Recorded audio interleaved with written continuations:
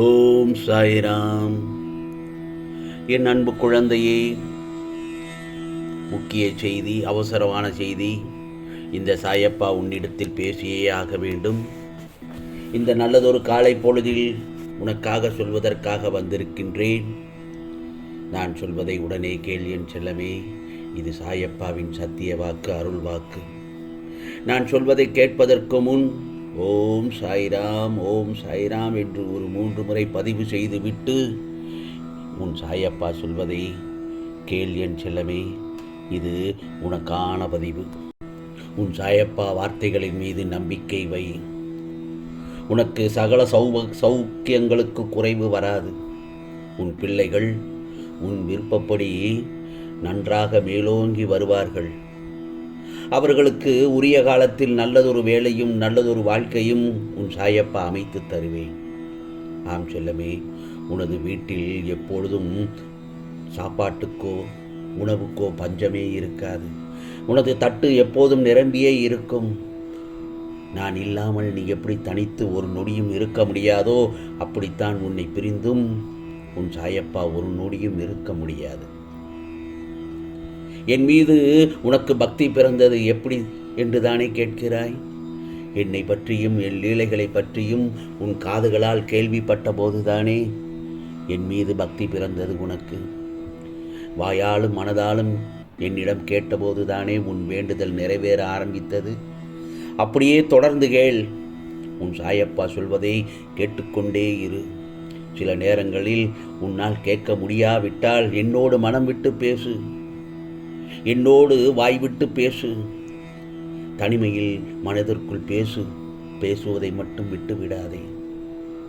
நான் வெள்ளத்தை காண்பித்து சோதனை என்கிற மருந்தை கொடுக்கும்போது அதை தயங்காமல் குடி தங்கமே.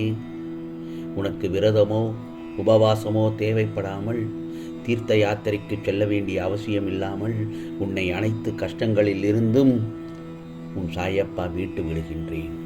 கலங்காதே. அதே சமயத்தில் உழைப்பதை ஒருபோதும் நிறுத்திவிடாதே. ஏனென்றால் உழைப்பு மட்டும்தான் உன் மரியாதையை அடுத்தவர்களிடம் உயர்த்தி காட்டும். கவலைப்படாதே என் செல்லமே. நீ எல்லா செல்வமும் வளமும் பெற்று மகிழ்ச்சியாக முன்னோக்கி செல்லும் காலம் இதோ உன் அருகில் வந்து கொண்டிருக்கின்றது. ஆம் செல்லமே, அதற்கான அறிகுறிகள் இப்போது இருந்தே உனக்கு தெரிந்து கொண்டு வருவாய். சீக்கிரமே நீ சற்றும் எதிர்பார்க்காத ஒரு நல்ல செய்தியை உன் செவியில் சேர்ப்பேன் என் செல்லமே. தேவைகள் இருக்கும் வரை தேடப்படுவார். தேவைகள் உன்னிடம் நடக்காது என்றால் பல அடி உயரங்களிலிருந்து பாரபட்சமின்றி தூக்கி வீசப்படுவாய்.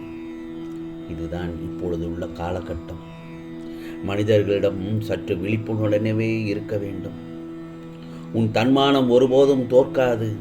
உன்னை அவமதித்தவர் முன் வாழ்ந்து காட்டுவார்.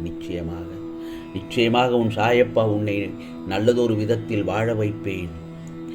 நல்லதொரு முடிவுகளை தயங்காமல் எடுக்கும் திறன் இருந்தால் முன்னேற்றத்திற்கான வாசல் கதவு எப்போதும் திறந்தே இருக்கும்.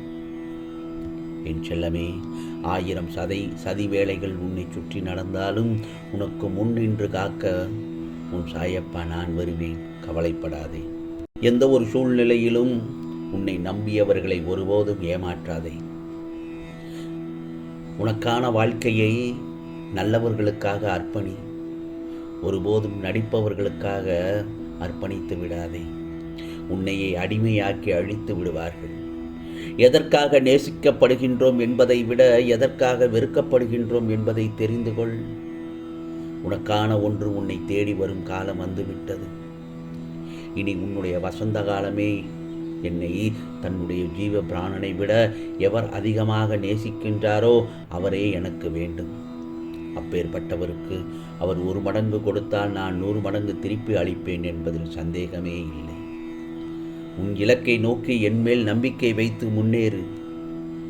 வெற்றி கனிகள் உனக்கு கண்டிப்பாக கிடைக்கும்.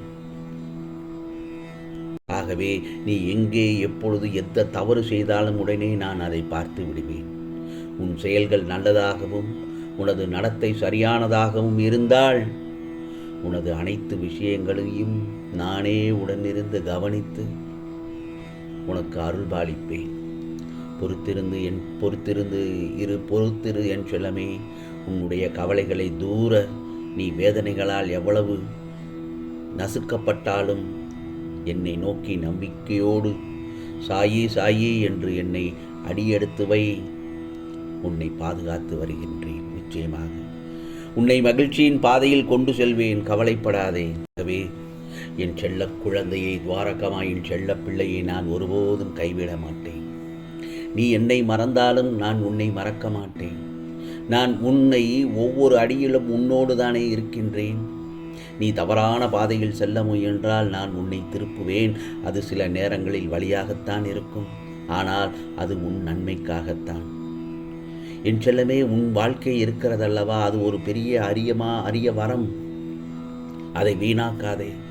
ஒவ்வொரு நாளும் உன் வாழ்வை அர்த்தமுள்ளதாக மாற்று. நீ உள்ளத்தில் அமைதியையும் அன்பையும் வளர்த்தால் உன் வாழ்க்கை தானாகவே ஒளியாகும். நீ உன் உள்ளத்தில் சாயி சாயி என்று என்னை அழைத்தால் நான் எங்கிருந்தாலும் உன்னிடத்தில் ஓடோடி வருவேன். நான் தூரத்தில் இல்லை, நான் எப்போதும் உன் அருகில்தான் இருக்கின்றேன். நீ என்னை உணர கற்றுக்கொள்ள வேண்டும். அது அமைதியில்தான் சாத்தியமாகும். உன் வாழ்க்கையில் சிக்கல்களுக்கு நான் நல்லதொரு தீர்வு தருவேன் என்று நான் சொன்னேன் அல்லவா? அதில் எந்த ஒரு வித மாற்றமும் இல்லை. நீ என்னை முழுமையாக நம்பினால் நான் உன் பாதையை சீராக மாற்றுவேன். நீ காணாத வழிகளை நான் உனக்கு காட்டுவேன் என் செல்லமே. நீ எதிர்பார்க்காத நன்மைகளையும் நான் உனக்கு அருள்வாளிப்பேன். ஆகவே எண்ணம்தான் வாழ்க்கை. உன் மனதில் 1000 எண்ணங்கள் ஓடலாம். அவையெல்லாம் உன் குணங்களின் சாக்கில் எண்ணங்களாய் வருவதென்று இல்லை. எண்ணங்கள் என்பது உனக்கும் மற்றவர்களுக்கும் ஒரு நிகழ்வென்று வரும்போது உன் எண்ணங்கள் அவர்களுக்கு நீ எவ்வாறு யோசிக்கின்றாய் என்பதில்தான் உன் குணங்கள் எப்படிப்பட்டது என்று நிர்ணயிக்கப்படுகிறது. ஆகவே வருந்தாதே, அமைதியாக இரு. நம்பிக்கையோடு சாயி சாயிராம் என்று என் நாமத்தை இடைவிடாது சிந்திப்பவர்கள் துயரப்படுவது இல்லை. என் மீது விசுவாசம் கொண்ட உனது துக்க நாட்களை முடித்து வைக்க நம்மை புரியாத இடத்தில் ஒவ்வொன்றுக்கும் விளக்கிச் சொல்லி புரிய வைப்பதை விட அவர்களின் புரிதல் என்னவோ அவர்களின் விருப்பப்படியே நடக்கட்டும் என மௌனமாய் நகர்ந்து செல்வதே சரியான வழி. தவறான புரிதல் இருக்கும் இடத்தில் சொல்லப்படும் விளக்கமும் அர்த்தமற்றதே தானே. ஆகவே சகுனிகள் நிறைந்த உலகில் சத்தியத்தை மட்டும் வைத்து ஒன்றும் செய்ய முடியாது. கொஞ்சம் சாணக்கியத்தனத்துடனும் இருப்பது நல்லதுதான். ஆம் செல்லமே, உன்னுடைய முதல் வெற்றி எது தெரியுமா? உன்னை நீ ரசிப்பது, உன்னை நீ மதிப்பது, உன் மீது நீ நம்பிக்கை கொள்வது. தேடிக்கொண்டே வாழாதே, வாழ்ந்து கொண்டே தேடு. இதில்தான் வாழ்க்கை பயணமாகின்றது. ஆம் செல்லமே, உனக்கான விடியல் இன்று நல்லதொரு பொழுதாக விழுந்திருக்கிறது. உன் சாயப்பா சொல்வதை கேட்டு விட்டாய் தானவே. நிச்சயமாக உனக்கானதெல்லாம் நல்லதே நடக்கும், நல்லதே நடக்கும். ஓம் சாய்ராம், ஓம் சாய்ராம். ராம்ஜி அருள் கிடைக்கட்டும்.